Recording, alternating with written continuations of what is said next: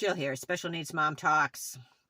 It's been an interesting few days, isn't it? The energy has been super intense. I don't know about for y'all, but definitely here. A lot of headaches, a lot of people feeling just off, and myself included, a little bit more tired. So showing up, and what I wanted to talk about was this email exchange that I had on behalf of one of my offspring that was just such a progression from the past, but also exemplifies how challenging sometimes the long-term caregiving, special needs management of the parent caregiver and the beautiful soul that you're working with. God, they're so kick-ass, both of us. And I think that I want to remind you parents and all you individuals out there that are working with a caregiver parent, freaking A, it's tough in this crazy world that we live in.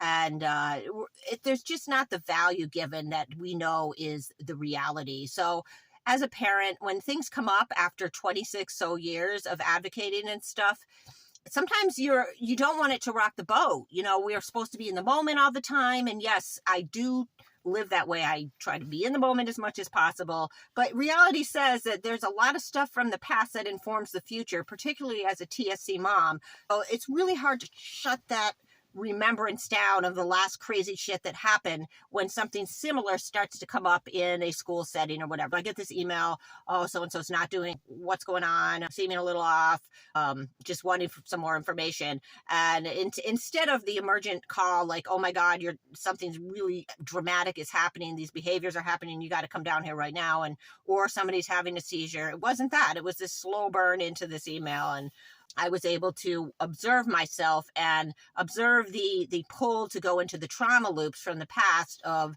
when this happened and how it disrupted your life and how it didn't turn out the way that you would ever want to experience again. And no, that can't happen. So avoiding the triggers and trying to compose a response that is encompassing the conundrum and the complexities of a diagnosis like tuberous sclerosis complex. Benign tumors growing in all the vital organs of the body, throwing a wrench into everything that works along the way that our medical system understands it. It's really complex, and you're going from system to system and doctor to doctor or specialist to specialist, educator to educator. It's tough.